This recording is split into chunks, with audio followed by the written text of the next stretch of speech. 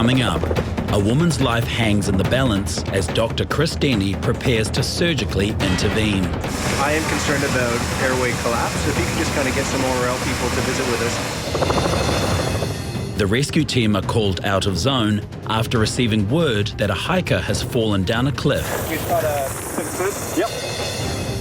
And a pedestrian has been hit by a car. The car has struck her and the scooter. She's unconscious and in a critical condition. So I'm actually now a little bit more concerned about her head. In Code 1.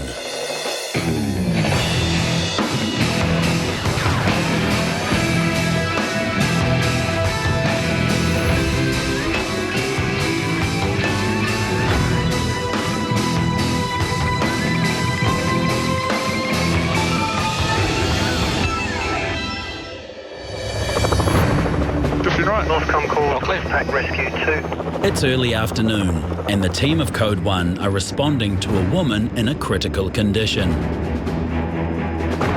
West Rescue 2, airborne from Mechanics Bay to Warkworth, ETA 1315, POB 5, fuel endurance 120 minutes. Cornelia Thielman has been stung inside her mouth by a wasp. The allergic reaction has swollen her tongue, blocking her airway. 15 minutes north of Auckland, in the small town of Warkworth.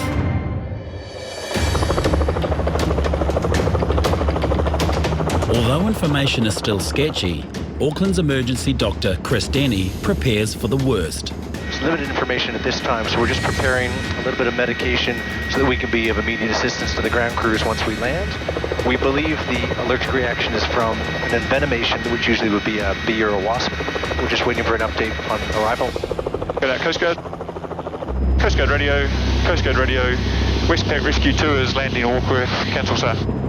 Copy, Westpac 2. Committed to the grass. Fasten the wires. Ready, clear the domestics below us by 80. Just keep an eye on that wicket. It looks like might be carpet on there. Okay, I'll move left. Yep. 2, 1, coming on. Now down the locks, cleared up. Thanks. Although Cornelia was stung less than an hour ago, time is not on her side. The swelling in her mouth is worsening by the minute. So we've got a 71-year-old female who's had a anaphylactic reaction to a paper wasp. She's had a total of 1 milligram of IM and 2 lots of adrenaline. We've then just started her on the IV adrenaline. But the complicating factor is she's had a procedure on her tongue a couple days ago with a biopsy, and her tongue's now like just massive. She's had 10 milligrams of nebulized adrenaline with no relief. She's also had some salbutamol, but we're just not getting anywhere, and so we thought we'd fly her. We've only got one line in. Yeah. Hi there, man. My name's Chris Denny. I'm one of the rescue doctors. I work with Ross, who you'll meet in a sec. Okay, and that's just the blood pressure cup. It's okay. Chris, so we're thinking we'll prepare for an airway en route. Yeah. Is there much you want to do here before we head off? I think we have one IV. I just want to tape it. I want to just give some hydrocortisone and just see what their ops are. I think it would be reasonable to do a hot load if you think that's helpful. Cool.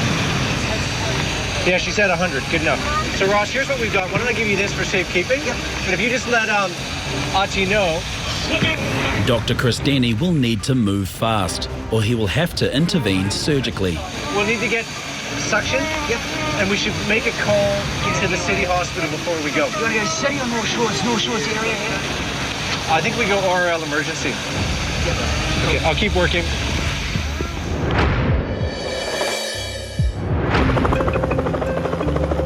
In Mission 2, the rescue team have been tasked out of their normal flight zone to a woman who has fallen down a cliff. Hey, Tini, it's Ati. Yeah, man. Hey, man, FYI, we're just on our way up to Russell, Bay of Islands, so we'll be out of the area probably for a couple of hours. Okay, good luck. Far. Andrea Mowat has fallen down a cliff during a walk on a remote dock track. It is understood that winching her out is impossible, although her injuries are severe. She will need immediate assistance, 45 minutes flying time north of Auckland at Elliott's Beach. We've been task to a part of Northland up by Russell to a woman who has had some kind of fall in a relatively inaccessible area, not accessible by land ambulance or foot, we believe.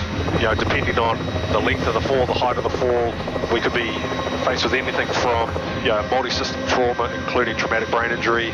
So we'll just have to wait until we get on the ground. Russell 1, go ahead. Russell 1, we're making our way by track towards the patient. Still about, I think, 500 metres to go. Roger, Westpac Rescue 2, did you copy? Yeah, Northcom, Westpac Rescue 2, copy all. Roger, thank you.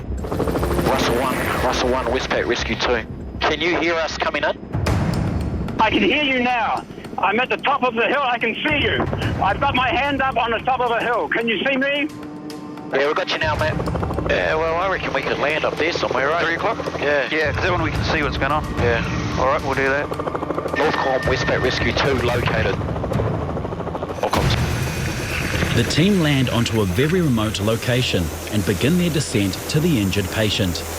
Well, it's quite an isolated little walking track that's not only well off the road, but the road itself leading to this area of Northland is off the beaten track from State Highway 1. So we're quite a significant road drive away from anywhere, really.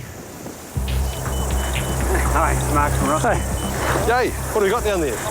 We've got a fracture, and she has a reconstructed hip, and it's causing her some pain. Okay, so we just think it's isolated right hand lower limb with possible right hip as well.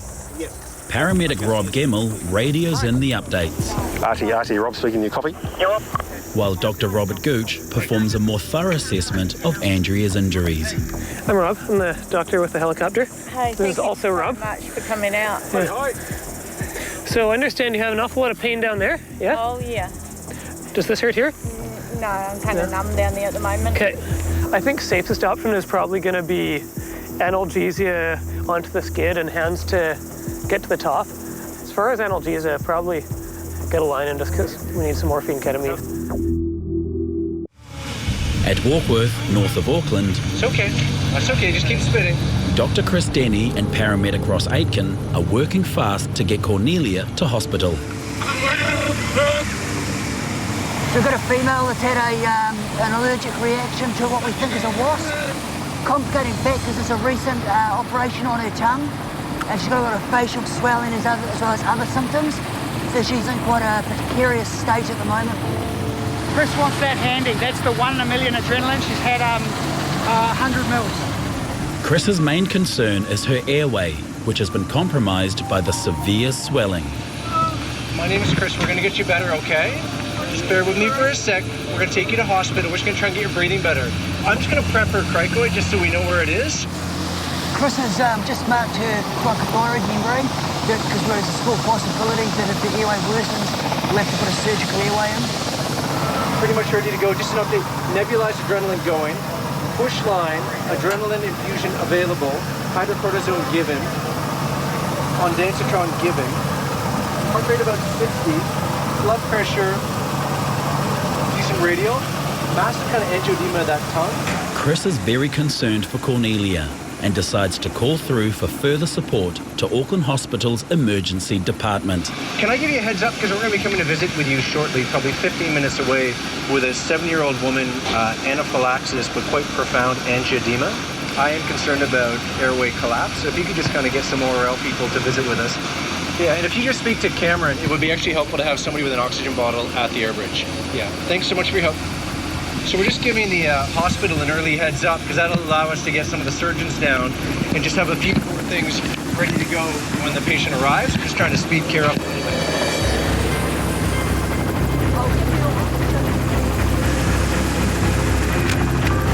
Dennis, one voice. Yes, please. Yeah. Northcom's Westpac Rescue 2 is airborne out of Warkworth, en route to Auckland Hospital, 6 POV. Flying status 1, ETA 18 minutes, 18 minutes. Copy, Westpac 2. We're trying to get this woman back to hospital as soon as we can. There's a couple of things going on, so we're worried about her reaction, and we think it was a bee sting, but it's not entirely clear. She's also had a recent procedure done to her mouth. But the fact that she's had that happen and she's also on a blood thinner means that her tongue is swollen very large, and we're just concerned about the risk of that to the patency of her airway. That's the most urgent threat to life right now. But what we've done is we spent a bit of time activating the hospital response so that we can have a seamless transition inside. Hey guys, 4 minutes to run.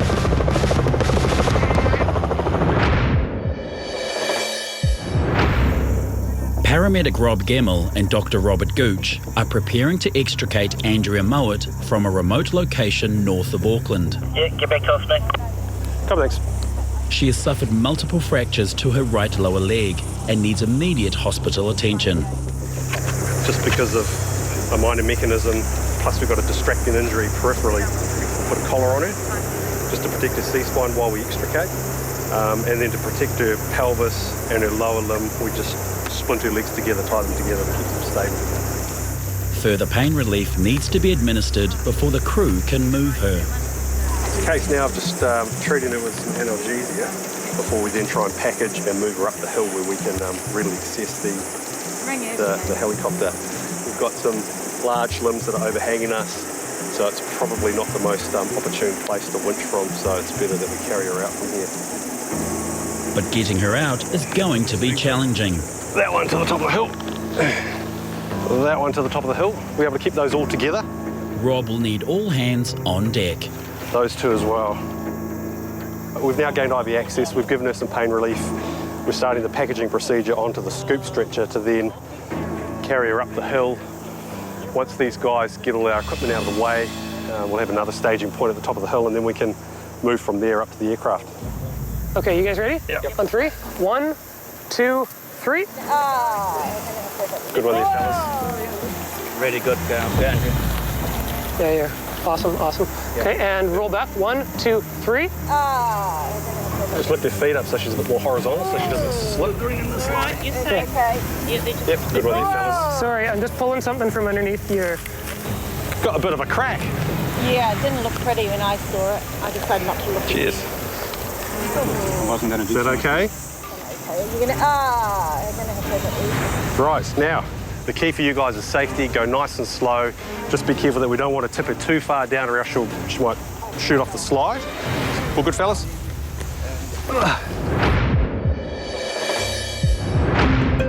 In Mission 3, the team are responding to a Status 2 emergency. West Rescue 2 airborne from Mechanics Bay to Waihi Township, ETA 1115, 11:15. Yvonne Bickley has suffered multiple injuries after she was hit by a vehicle. The team are en route, 30 minutes flying time southeast of Auckland at the popular seaside township of Waihi. Expect a couple of bumps soon as we go behind the Whonoas with the easterly. Roger. Crewman Dean Harvey took the initial call out. We just got a phone call from Northcom. They've asked us to fly to Waihi for a motor vehicle accident, car versus motor scooter. We don't know the age of the patient. All we know is status 2. Ready for landing checks, please, Dino. Throttles. Forward. Motor RPM. 100. Harnesses. We're secure up front. We're secure in the rear. Checks complete. Ambulance in sight. Roger. Committed to the grass. Committed. Body right. The collective is now down and locked. Cleared out. Roger. Tony's off comms. On arrival, Dr. Tony Smith and paramedic Ross take the handover from ground crews. Yvonne crossed the path of a car. The car has struck her in the scooter. It's ejected her from the scooter onto her right-hand side. We've got some right-sided diminished ear entry, certainly some right-sided hip pain. Blood pressure is now about 150 systolic, so it's actually going up, so I'm actually now a little bit more concerned about her head. What do you think, Ross? We'll probably just keep loading and yeah. So Yvonne is a woman in her 60s who was on a scooter and has been hit by a car. She looks like she's got injuries to her chest and to her hip. She's in a lot of pain and she needs to be taken to Waikato Hospital. The immense pain could be signs of further internal damage, which if left untreated can become life-threatening. Yvonne, are you still in a lot of pain? Okay, we'll give you some more pain relief. Do you want our morphine? Yeah, I'll tell you what, we've got this. If you're happy to give her a little bit more of that, I'll just draw some more up. Yvonne Bickley has been stabilised for transport. She has suffered multiple injuries after a vehicle struck her while she was on a mobility scooter. She looks like she's got severe injuries to both her chest and her lower limbs, particularly her right hip.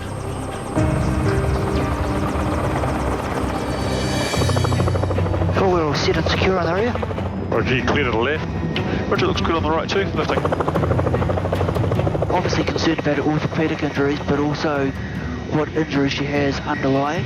She's possibly got some chest injuries and possibly some abdominal injuries as well. So those can create all sorts of problems fairly soon after an accident and down the track as well.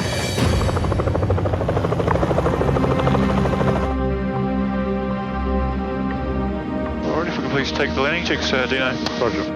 Throttles? Forward. We're RPM. 100. Pull. Matched. Harnesses. Pilot skill. I'm good. We're set and secure on the rear. Roger, it's complete. Northcom. Westpac 2. Go ahead, Westpac 2. Roger, we're now landing at Waikato Hospital. Roger, thank you.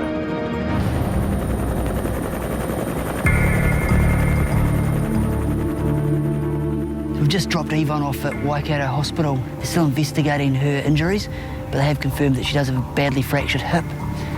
We're suspecting that she will have some sort of damage to her abdomen as well as her chest. They're quite substantial injuries, and I would suspect they're going to take quite some time to recover from.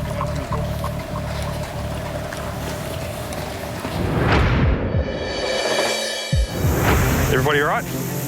North of Auckland, paramedic Rob Gemmell and Dr. Robert Gooch are extricating injured patient Andrea Mowat. Nice and slow, just take it slow. You guys let me know if you need to swap out.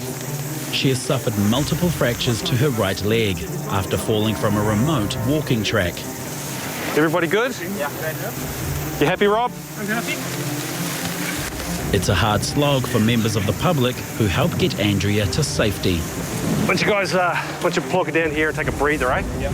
That's a bloody good haul, fellas. Got my breath. This woman has taken a fall down a pretty steep hill here.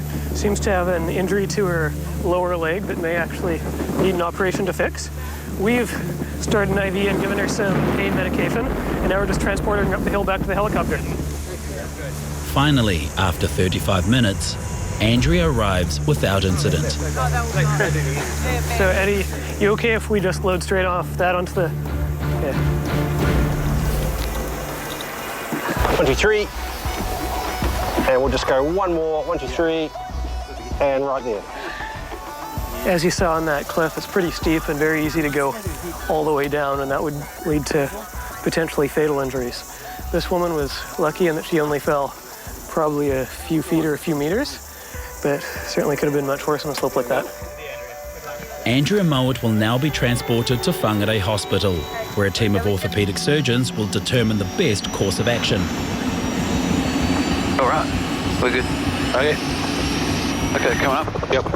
Flying away.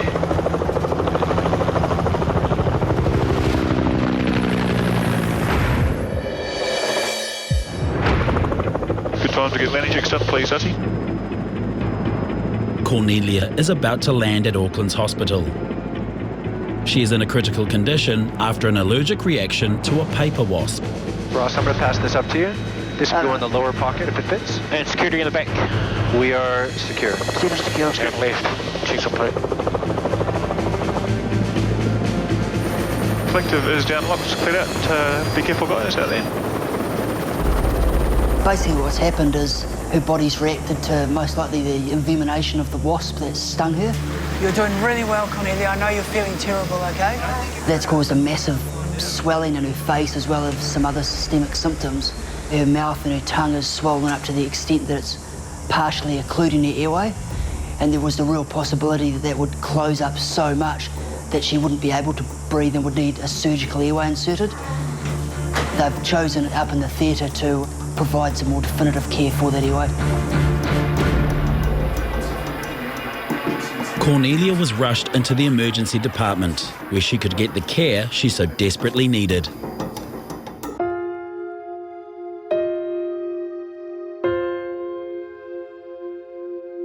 It's been a slow recovery for Cornelia, but after 9 days spent in observation, she was released back home to her garden where it all began. I love gardening. And I clipped this, that, and the other thing. And then I could see a wasp nest. And I thought I have to kill those things. I was wrong. And that's when a single wasp sting nearly took her life. Within a minute, I felt dizzy. I felt my tongue go fatter and fatter and fatter and filling my complete mouth. All my fingers were fat. My arms were completely dark blue. My legs were completely dark blue. I felt I'm going to die.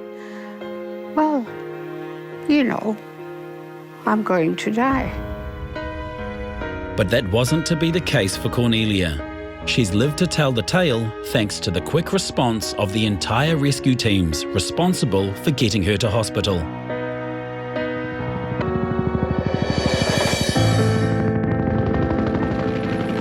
I was absolutely so grateful. Grateful to Anne, grateful to Dr. Anderson, and most grateful to the Westpac rescue helicopters, and very grateful to the doctors who were standing ready to help me. Andrea Mowat needed surgery to repair her leg and is expected to make a full recovery. Yvonne Bickley had a lengthy hospital stay after doctors found massive internal bruising. She has a slow road ahead but is in good spirits. And Cornelia will never forget that terrible day.